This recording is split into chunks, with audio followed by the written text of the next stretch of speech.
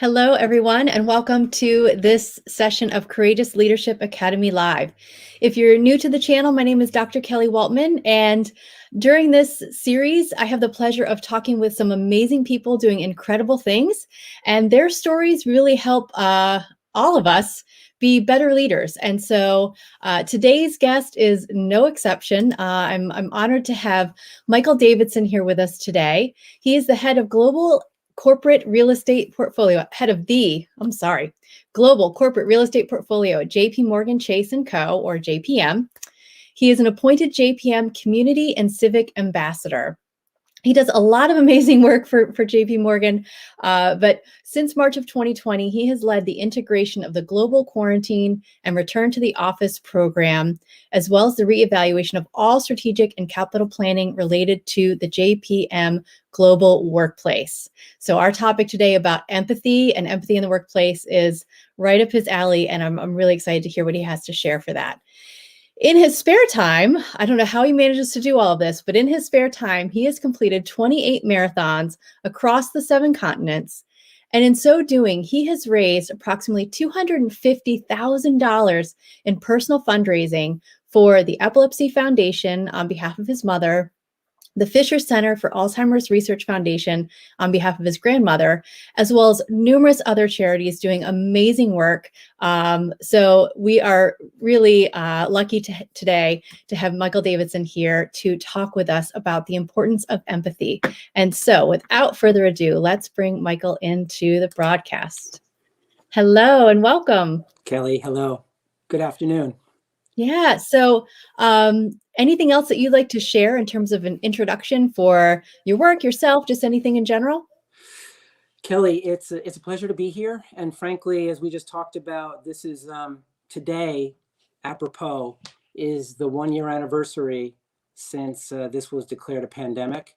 And it's amazing what has happened in the past year. I thought empathy was important 12 months ago.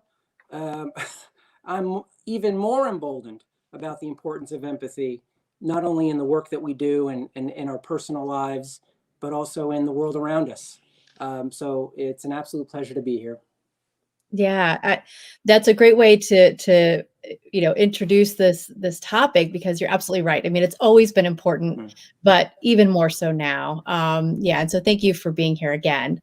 So I always like to start these conversations with the very basics. You know, what seems maybe very obvious, but I think it's important for us to define and start from the very beginning. So, how do you define empathy? What does that mean to you? Empathy in its roots, the core of the definition, is the ability to take the time and care to think about how another person is feeling, or how another person is thinking, or to stop the soundtrack of your own emotion or your own intellect or thinking, and take a moment to just give some space to understand how everyone around you or the person in front of you is feeling, thinking, and whatever they're facing. And that obviously, empathy is like a muscle. If you don't practice it and exercise it, you can get buried in yourself, and it gets harder to get back out. Yeah. Yeah, I love that definition, the way you described that. I think that's a fantastic way to think about and define empathy. So yeah, I love that. So, why is empathy such a key part of effective leadership? Why is that so important for us as leaders to work on and flex that muscle, so to speak? Well, the very definition of leadership presumes that you're leading people, you're leading other human beings. And, look at any culture, society, all the way through humanity, our entire history. And what you'll find is what defined a great leader versus one that was not so effective or was not good for its constituency, for the people that person was leading. And so I think that you would find that the great leaders have something in common, in that they had a very strong talent for empathy and care and understanding of their constituencies. Even a great leader, if you want to look at it from, let's say, a military perspective, or leading a country or a society or an empire, empathy is also understanding your enemies. It's not just understanding the people that like you and are following you, but it comes in handy if you can think through, what are your adversaries thinking? What are the naysayers thinking and feeling? And if you're able to develop that 360-degree talent for empathy, I think that to me is leadership. Yeah. Yeah, it's a great point. And I had, several thoughts kind of spinning in my head at the same time as you were mentioning that, both from, yeah, even I think we can all think of examples of leaders who, yes, when they were not empathetic, it was more of a self-serving Hmm. approach to leadership. And that's not really leading. That's just, Yeah. just maybe being in charge of something. And so there is that difference between really feel like you're connecting with people and not being self-serving, but also, yeah, that sense of it really is about understanding. And if we want to be able to influence people, Yeah. we have to understand their perspective. We have to understand where they're coming from, and that's also an interesting way to think about that idea of empathy. Yeah, Yeah, and I think, Kelly, that is also not, empathy is a contact sport. It's not just about the feeling of it. So if a leader says to themselves, "Whoa, I understand my clients, or I understand my team so well, and I love my team, and I understand my adversaries and critics," but if all of that is a silent dialogue within that person, really doesn't do anyone any good. Because right. if your constituency doesn't know that they're understood, if your team doesn't know what you're thinking and feeling, you have to be ready to share that. Yeah, You have to be ready to share that so that you don't lose their faith. And so empathy is not just a silent exercise, but actually is quite an engaging exercise to let the right people know around you, one, that you care or that you understand their point of view. yeah. Yeah, that's interesting to, that's one of those concepts that, yeah, I've probably thought about it that way, but never in those exact terms, that it really is about truly expressing and doing something about that understanding, and putting that connection there, that it's not just, oh, okay, yes, internally I understand and empathize, but I'm not necessarily expressing that effectively. People need to be able to see that. And some of that, I guess, will be natural. If you are internally empathizing with people, your actions likely will follow, but you still need to be intentional about it. You can't just assume, right? You can't just look look at one of the most basic examples. If empathy wasn't important, you would say to your husband or wife, "Well, I married you and I told you I love you 20 years ago. Like, that. So why do I have to keep saying it?" Right. Because people need to hear certain things. Part of Yeah. empathy is, that most people, most human beings, need to hear things to affirm how they feel, to soothe insecurities. Part of empathy is that too, is to understand the strengths, but also the weaknesses and what people need, so that you can nourish them with either words or actions. Yeah. Yeah, it's a great analogy. Yeah, we can't just say, "Well, I know I love you. Don't you just know I love you?" I know I think you're great. Don't you? You should just know that because I think it. So that's a fantastic analogy, and a great way to conceptualize that. And yeah, we need to keep showing up and putting in the work. We can't just assume that something we said a Yes, year ago, people are just going to hang on to that. We have to keep showing up. absolutely, Yeah. absolutely. So are there things that leaders can do, to help cultivate that empathy within themselves and or within their workplace culture? I know that's kind of two different Mm. things, but I'll put that out there for you. Um, well, there's a couple of things that come to mind. One is that I'm of the firm belief that you need to have your own house in order. Mm, You need to sort of have your emotions and your thoughts. You need to have a stable ship or a stable platform that represents who you are as a person. Know what you believe in. Have your convictions, um, and have that relative poise, so that you are in a position to care and to reach out to others. sort of your cup runneth over. Mhm. But if you as a person, spiritually, physically, whatever it is, if there is turmoil within you as a person, professionally, in any regard, you're naturally going to be so self-centered because you're trying to heal something or fix something. So the better you can quiet your inner dialogue and be stable and poised, that's why the feeling of a great leader, they project something. There's something, there is something silent they project, in that there is great strength. My house is in order. Am I a perfect person? By no means. But I am a stable, poised person. I know where I am, and I know what I believe, and I know the role I play. And so that's very important. In order to be, you have to have your house in order to be selfless, truly selfless.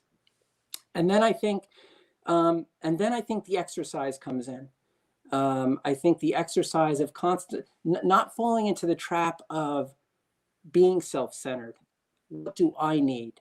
There are books, like Leaders Eat Last. Mhm. And people, we're all servants. We play many roles.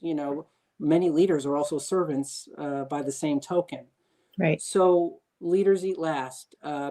Followers, or people who look up to a leader or look at a leader, know immediately whether that person is out for their best interests or not. And Right. so exercising that mechanism of understanding and asking good questions.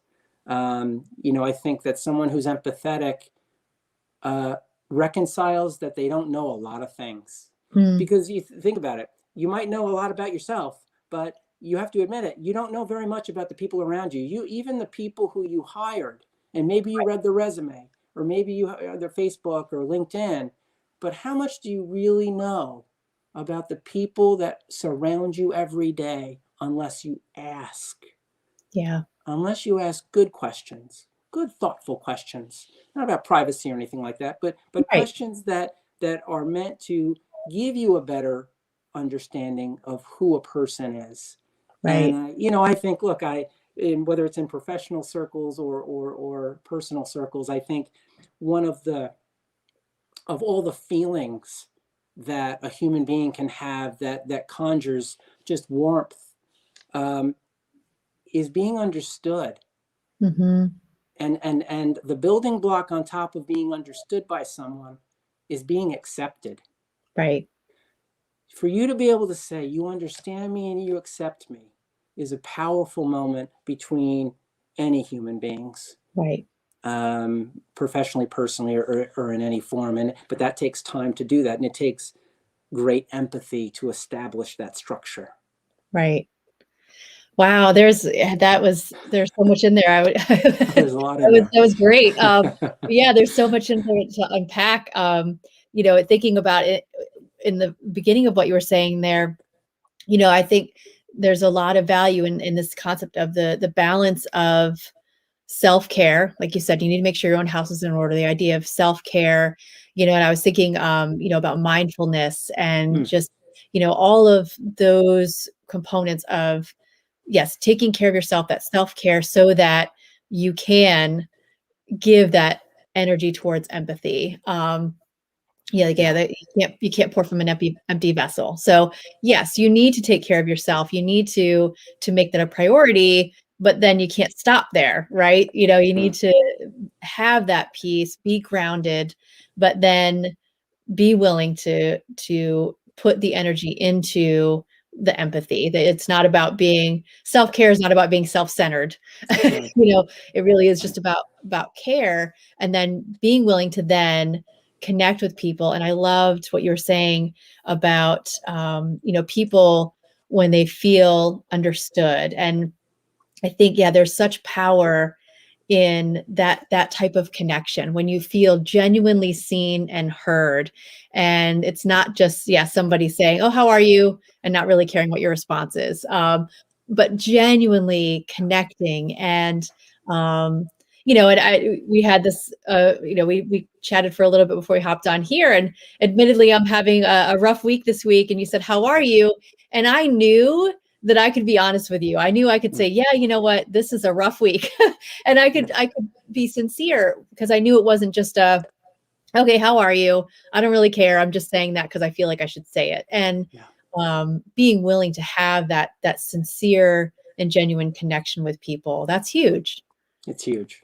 Yeah. It is huge. And I'm grateful for it, actually. Yeah. Yeah.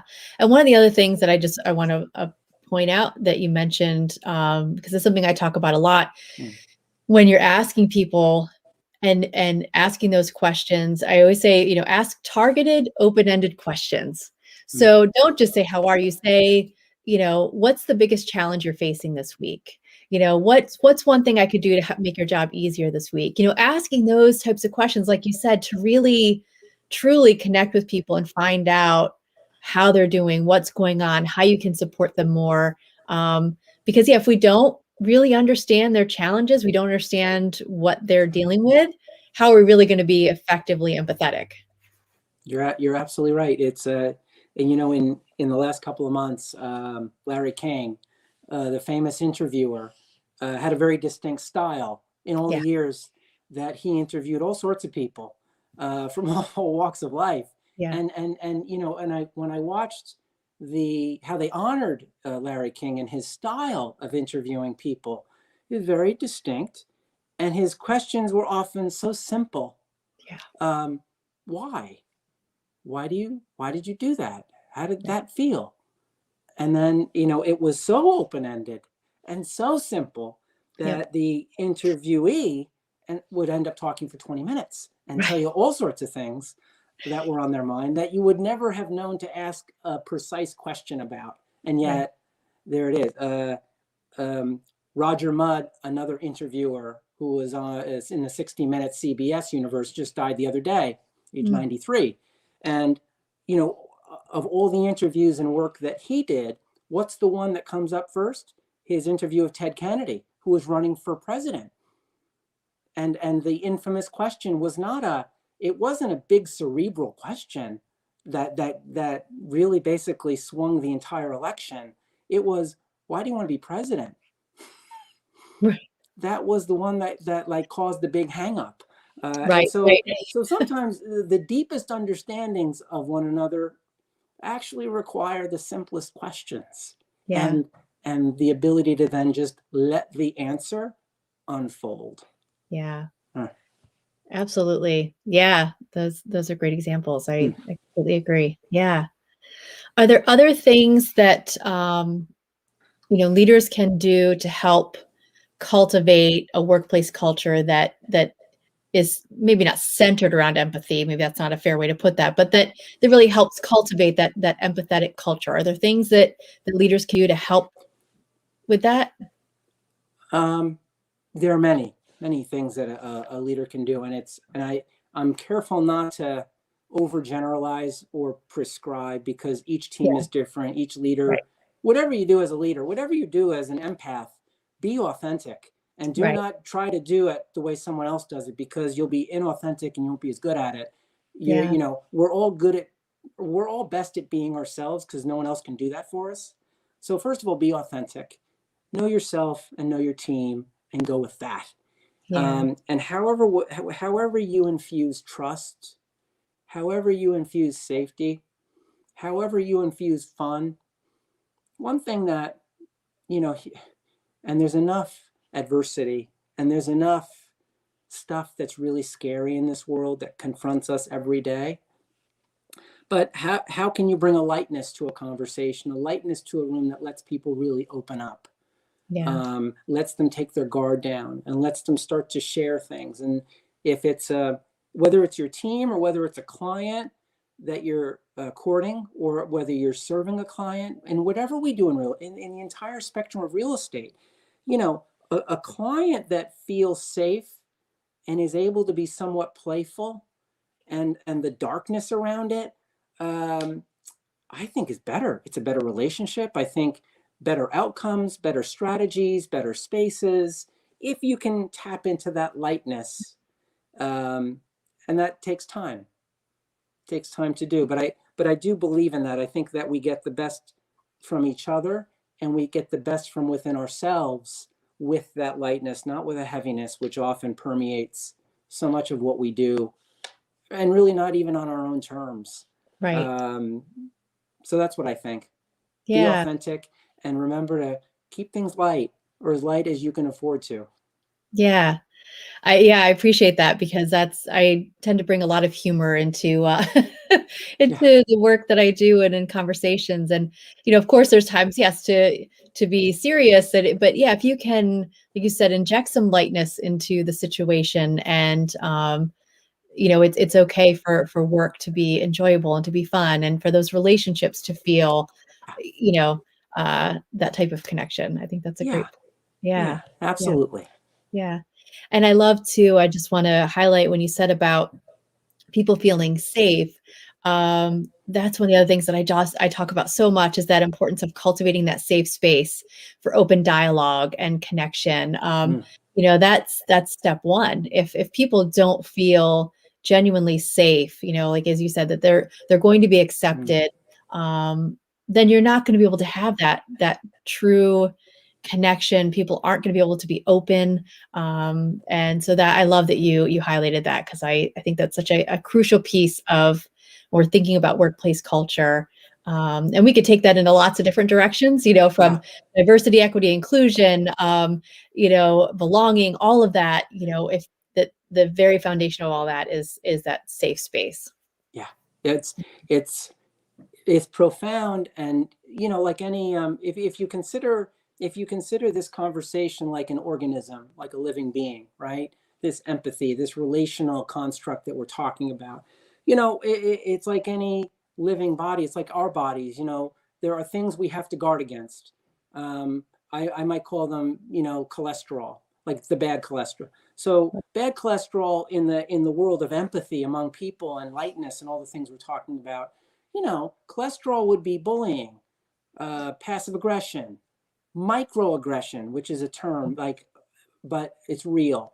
Yeah. And all of these things have become, call them, I don't want to call them tools of the trade, but they're common frailties of human beings in high Mm. pressure, challenging, competitive situations where there's, maybe very little lightness. Maybe it's just all pressure. And Right. so these are the tools for people who are either in pain, insecure, needing to defend themselves. And yet it creates something, an undercurrent. It creates cholesterol that if you don't watch for it and guard against it, your arteries get clogged. Right. And the arteries in this analogy would be the arteries of the connection with one another get clogged. And then before you know it, two people aren't talking, or they're arguing and they won't forgive each other, like all the stuff that goes on. And but Right. what happens in an organization, and look, as a real estate practitioner, we think about all this stuff, because all we think about, whether we admit it or not, is how people interact. I mean, Right. Right. it's like it's the DNA of what we do in many ways.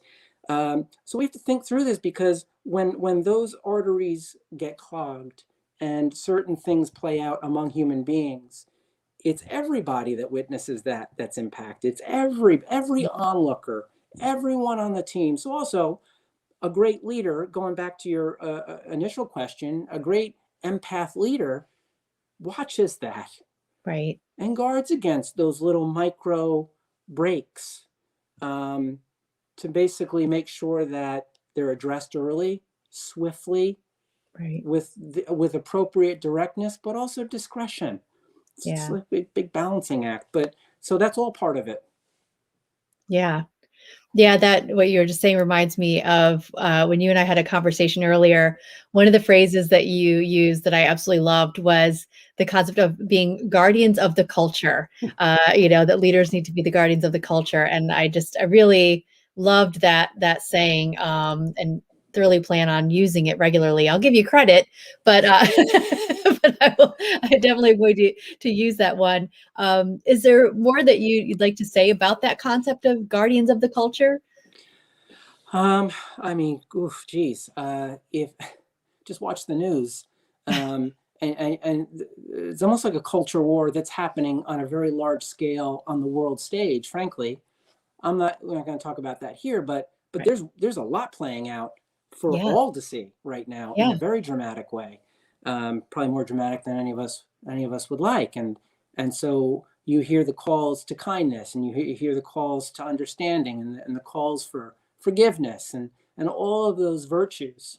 Um, I think that being the guardian of a culture, you have to be willing to be lonely, because Mhm. sometimes being a guardian, just by definition, is a very lonely business.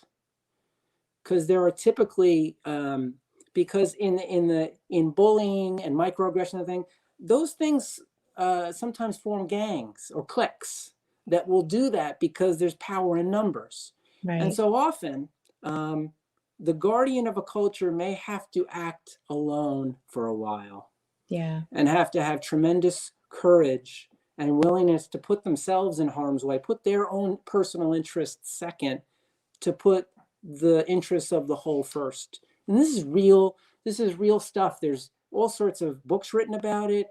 I mean, most of our superhero films are about it. I mean, we love the fight of good and evil, Right. and we all want to see ourselves as the good guy Right. or gal. We Yeah. all want to be the good guy. But being the good guy is a hard business. It's a really hard business. There's a book written by Joseph Campbell, which was written in 1949 after World War II, A Hero with a Thousand Faces. It's a Mm. famous book, and it talks all about the hero's journey over the ages, and what the hero's journey meant at that point in time after World War II. I mean, the ultimate good and evil juxtaposition. The whole Star Wars, George Lucas Right. based a lot of his characters in the story on that book. It's a Right. fascinating book to read. And it's as relevant today as it was then, but it talks about the hero, in a way that almost empathizes with the hero, to say, "Oh, you have to walk alone for a while Yeah. for what you believe in." Yeah. Um, but the reward is not a personal reward. It's a reward for what you give to those around you, to the culture. That it could be the company, it could be your family, and you have to be willing to be unpopular for a while if you're the hero or the guardian of the culture. So anyway, that's how I think that fits into what we're talking about. Yeah. I think that that's great, and it's such a, a neat concept again, like is you're relating it to the hero's journey, Yeah, um, and yeah, just thinking about as leaders, it does take a lot of work and energy to be in that guardian role. Just like we were talking earlier, that you need to keep showing up and putting in the work.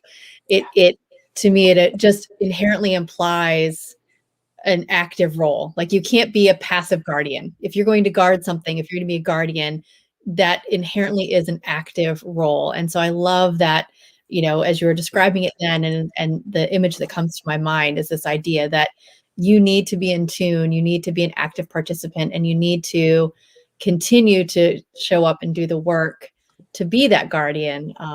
Because otherwise, yes, who knows what's going to happen, how things might devolve, and what yeah. direction things might go in. So I think that that's another way that's just such a really neat way to conceptualize that idea. There's a term that I learned in college, really, at Fordham.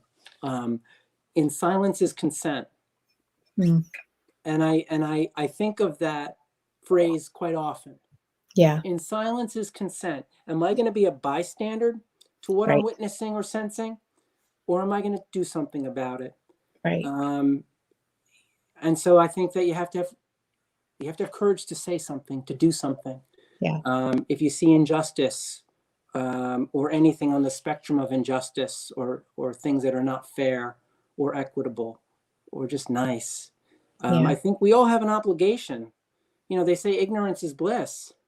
And I suppose, that which you're ignorant to, it is blissful, because, you don't know what to react. But if you're not ignorant and you do know what's happening in a given situation, and you remain silent or inactive, well, you've adopted part of that. Yeah. You are an accomplice Yeah. in some ways to it, and I think that's just. Yeah. Yeah. And I think it's tempting so often for leaders, and I'm sure we've all had that moment where it's the end of the day and we think, do I address this or what do I do? We always have those dilemmas. And, not to say that it's never okay to let something go. I mean, obviously, if it's injustice or unkind, but maybe it's just a small behavior that's not quite ideal, but it is, I think, sometimes tempting when we are tired or we are, we have all these things going on to just think, oh, I'll deal with that later, or, oh, I'll deal with that next time, and maybe once in a while that's okay. Mm, But the tendency is for that to snowball. If mm, you let it go that time, are you going to let it go next time? And then, well, now you've let it go for 2 weeks. Now you don't want to have the conversation because the 2 weeks have gone by and now it would be weird, or, your message has been diluted. And so, I think that is a fantastic point, that idea of, silence is consent. And again, that need to, I hesitate in some ways to use the word vigilant because that mm. might have a different connotation, but it is about being willing to continue to have that voice and have that courage to address those things that need to be addressed, because otherwise, yeah, it can easily snowball, or it's that slippery slope. Yeah, Yeah. absolutely. And it's, empathy, and think about do unto others is, if you make a mistake and you're tired or frustrated and you do or say something that you shouldn't say, or you act in a way that you shouldn't act, who isn't in that boat sometimes. Right. But you know every I'd say every person, of course, relative to the crime or whatever is going on, deserves grace to Right. redeem, Right. deserves grace to learn and get better and improve. Right. And so, I don't think, indictments shouldn't be handed out lightly. Um, but I think coaching and guidance should be given out with great liberality, Mm-hmm. and then give the person some space to learn it and come back and Right. redeem themselves. I think that's really important, because we all need those moments of grace from each other. Also, Yeah. an extension of empathy. See, Right. it connects Yep. everything, Yes. frankly. Yeah, no, that's exactly what I was thinking. I was thinking this is another perfect example of what we're talking about with applying empathy, So yeah, spot on. So another one, a phrase that you use that, I think we've kind of gotten, you're like, here she goes again. We've kind of gotten to this a little bit. There's been some threads of this in our conversation, but I'd like to just, kind of throw it out there more directly. So another phrase that you use that I just loved was exercise what you evangelize. So talk more about that. What does that, I mean, to you, what does that mean? Exercise what you evangelize. Well, and by the way, every, everything that I think or say, I've either read somewhere or heard from someone else. So, I mean, Sure. Yeah. um, your word is your bond. Yeah. You know, what you say and what you do, you know, blessed be the person whose words and actions are congruent and parallel, that you can count on them. Yeah. This is what I said. And if I said something wrong, then I'm going to own the mistake. And if Right. what I said was right, hopefully it's most of the time, then my actions are going to follow that. I committed to do this. I'm going to meet you at 5 o'clock. I'm going to be there at 5. That's a mundane example. I said I was going to do this, and I've done it. That's an exercise as well. Could be even spiritual, but it's so important, because there are chasms that can be created or emerge between a person's words and actions. Yeah. And that, the risk in that chasm is, I would call that chasm, the risk is hypocrisy if that chasm becomes too big. Well, Yeah.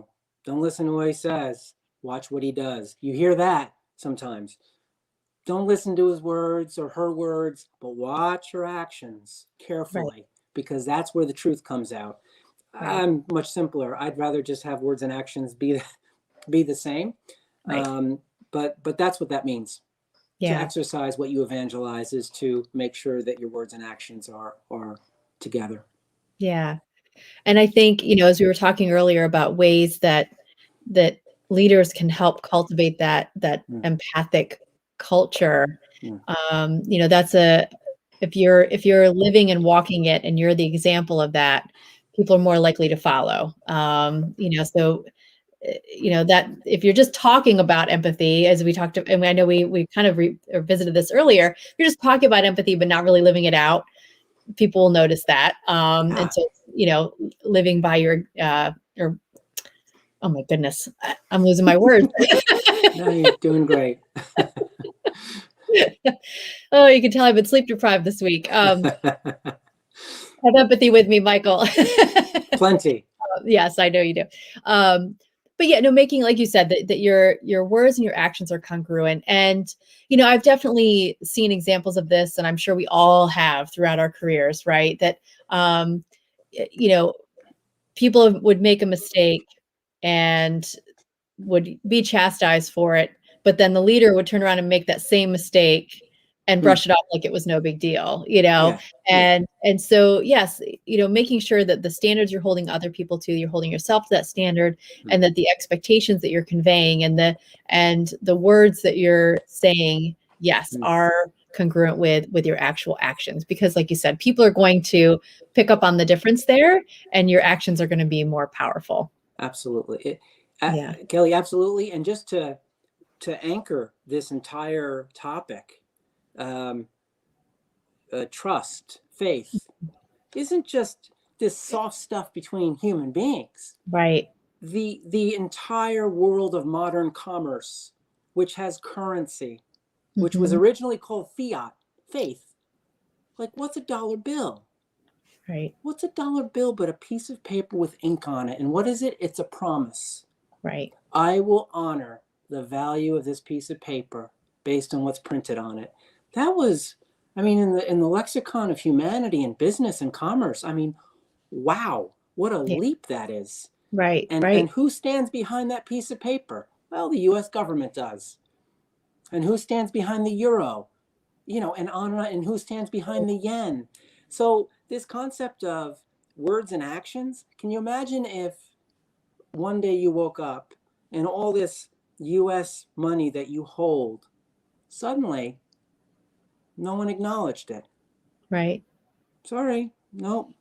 Words and actions would be separated. So anyway, Right. the roots of this are very much in one of the backbones of the very notion of global trade and business as far back as it goes. Yeah. Yeah. That's a neat analogy. Hadn't really thought, I have thought about the concept that money is currency, currency is energy, Mm, that idea. But yeah. I did And not know, when a currency in a country is devalued, what do you think happens? It right. becomes devalued because something has happened to the core of the faith and trust in who's backing up that currency. Its Right. value drops. Between human beings, each one of us has personal currency. Right. I have currency that I want to trade with others. I want people to trust me. I want Yeah. people, to invite me to do things, to nice conversations like this, and I want to be employed. We ask for a lot, Right. and we trade our personal currency an awful lot, and we work hard our entire lives to keep the value of our personal currency afloat Yeah. from being devalued. Yeah. And now you just gave me another great phrase. Don't devalue your personal currency. I love it. You said it better than I did. Just a summary. Yeah, your It's good. concept. Yeah, no, that's powerful. That's really, really Mm, powerful.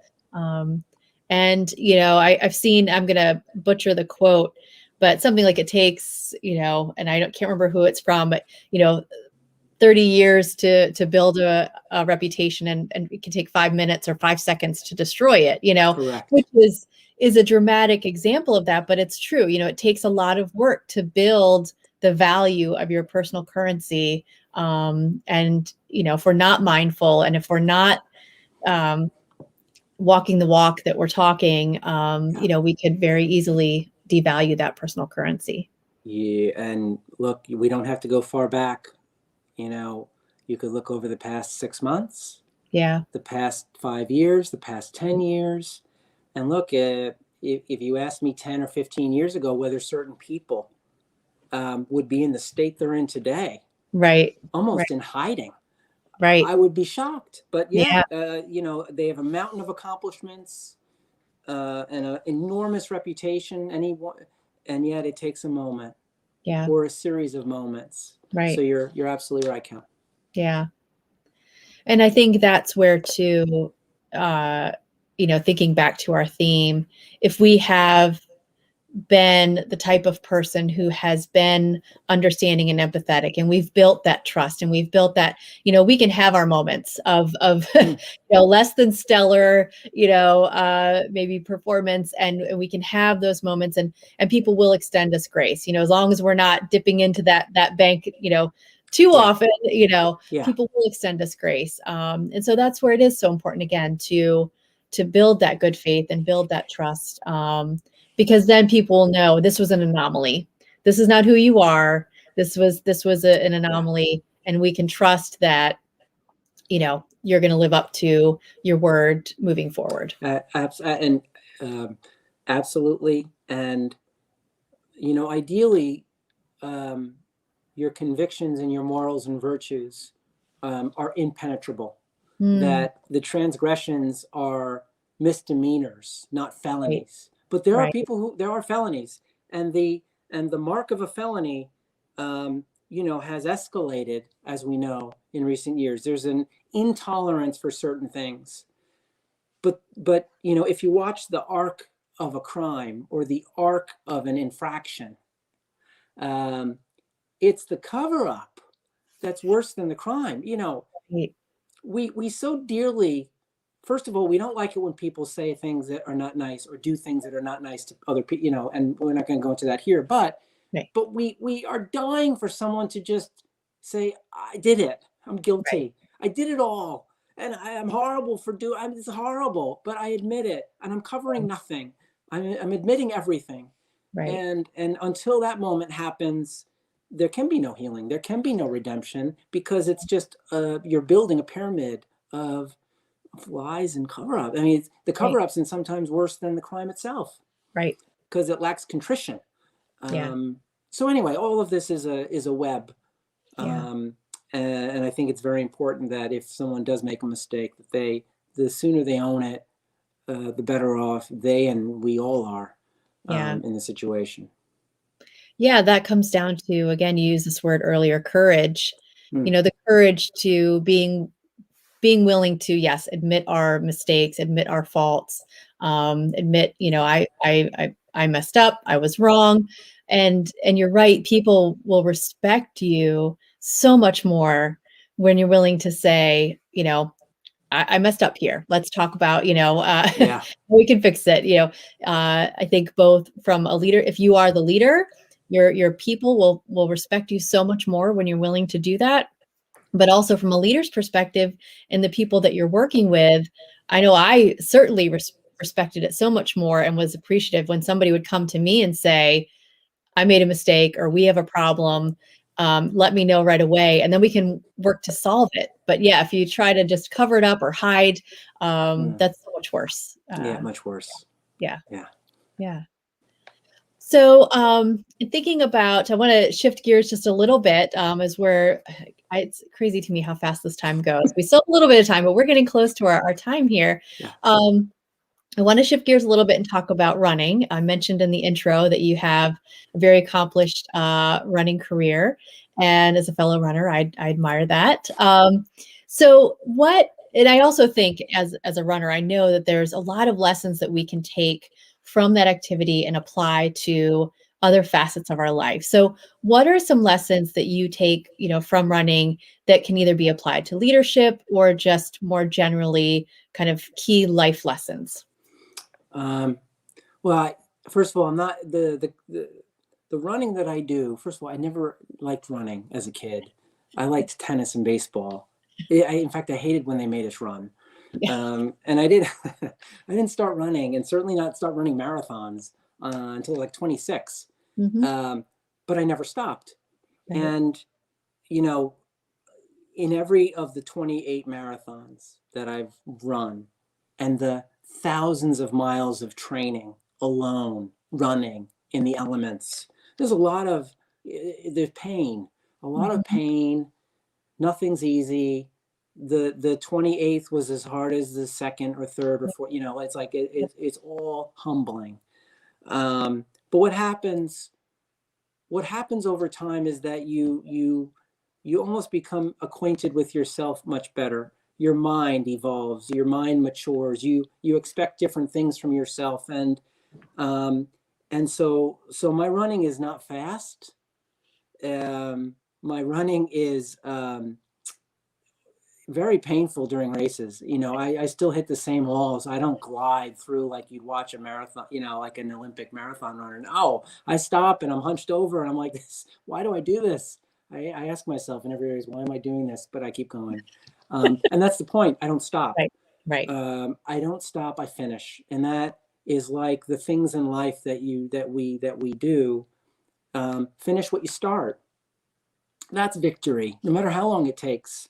And you know, after all these years running, fortunately, my body has put up with the abuse.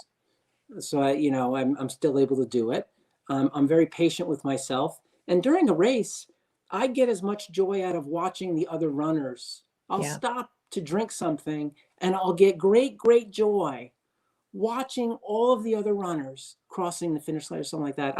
A few years back in New York, I had I finished and I stood at the finish line in Central Park for a while just to watch the people finish.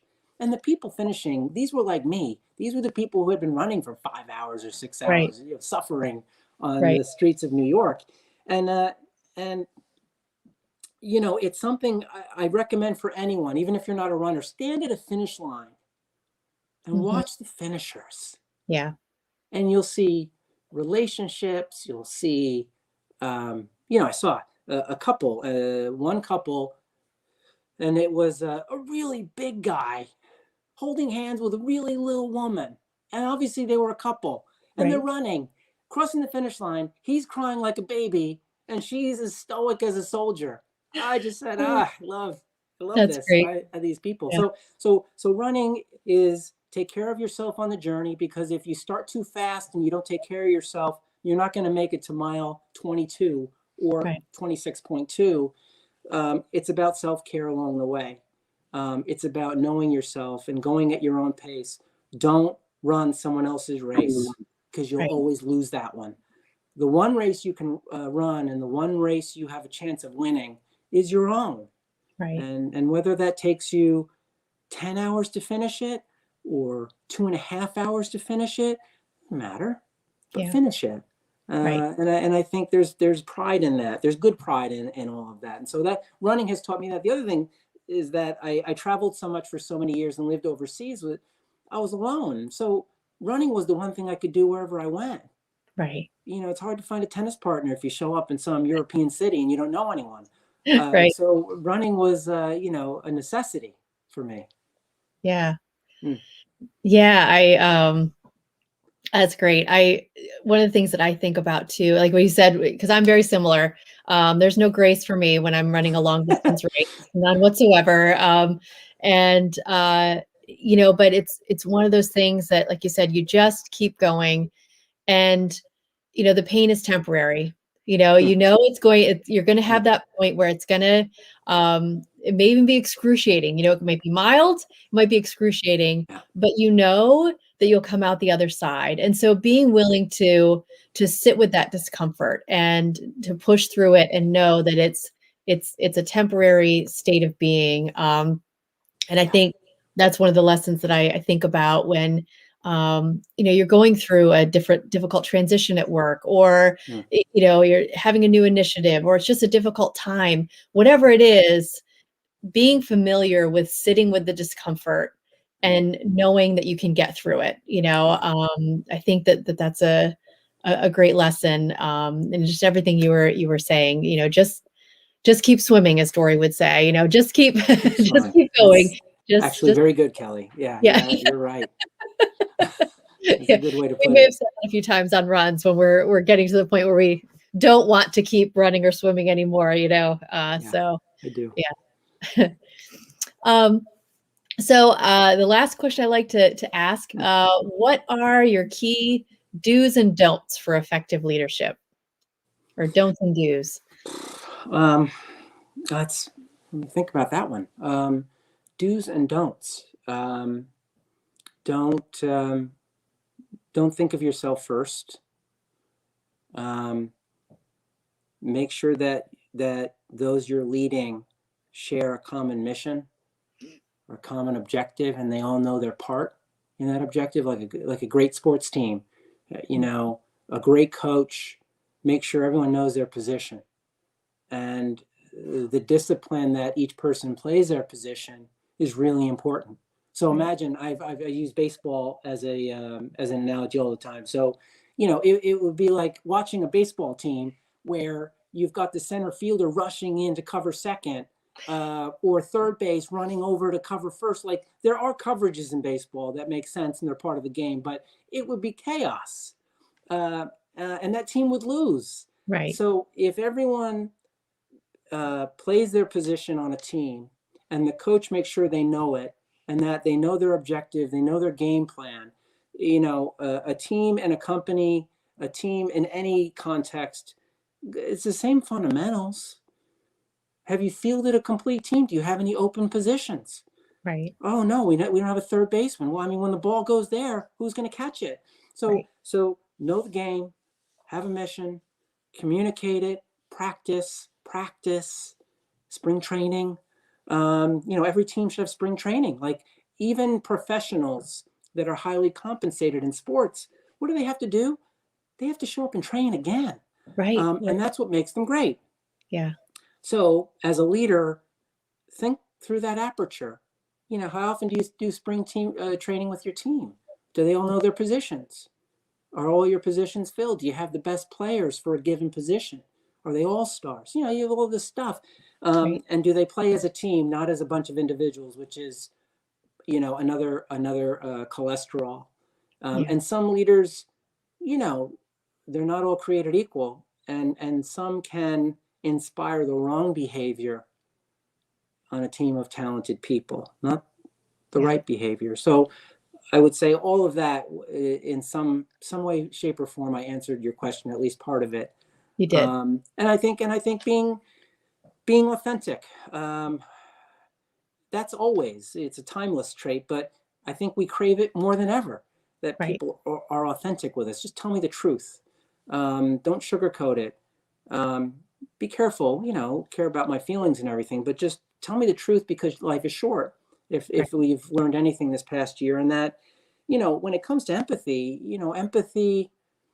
empathy is like oxygen.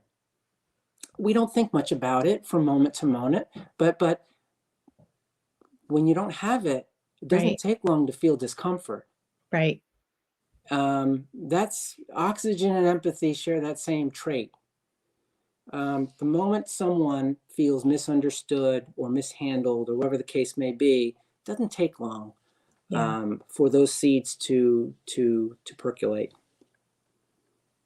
Wow. I love that. That's a fantastic way to close the conversation. That was perfect. Yeah, I love it. This was great, Kelly. I enjoyed this. Wonderful. Thank you so much. I really, really appreciate it. This was a wonderful conversation, and it was great to spend this time together. So thank you. The pleasure is mine. And let's hope, here we are on March 11th. Let's hope and pray that, March 11th, 2022, we look back on the year that we're about to live, and it's a stark contrast to the one that we just experienced. And God bless to everyone. And it's like, it's like 9/11. It's like any horrible thing that happened. Everyone has a story that's more compelling and more emotional and scarier than the next, in terms of what they faced and the challenges in it. So one thing about this is that we're all in this together. This is a binding element, I think, for for the entire world. There's not many global events that Right. any of us have ever experienced where we truly can empathize with virtually every other person on earth. And so let that be a strength for humanity going forward, and lean into that, and Yeah. lean into that feeling of closeness that we all feel, but now we're yearning to exercise it in person. Right. Yes. Yeah, that's what Absolutely. we're hoping for. Yeah, absolutely. Well, yes, my wish is that, yes, on March 11th, 2022, our conversation about this preceding year will be much better. So, yeah. Kelly, there's Shawshank Redemption is a great film. Yes. And because we've all been in quarantine and haven't really had much more to do than just watch things and think about deep thoughts, it was on. And there's a quote at the end of that movie. I'm sure many people know it, but Morgan Freeman, who plays Red, is sitting on the ground, leaning up against the stacked stone wall underneath the big oak tree. And he finds the letter that Andy Dufresne left for him in a little tin box. Right. And it goes something like, "Dear Red, if you're reading this letter, you got out. And if you've come this far, maybe you'll come a little bit further." And the letter goes on, and then he says, "Remember, Red, hope is a good thing, maybe the best of things, and good things never die." Yeah. And then Red reads this poignant handwritten letter, and he thinks, get busy living or get busy dying. Yeah. And so let's all go a little bit further. Let's have hope, because it's a good thing. Yeah. Good things never die. And I think we have a lot of living to do. So let's get busy living. Absolutely. Thank you so much. This is wonderful. Thank you, Kelly. Thank you.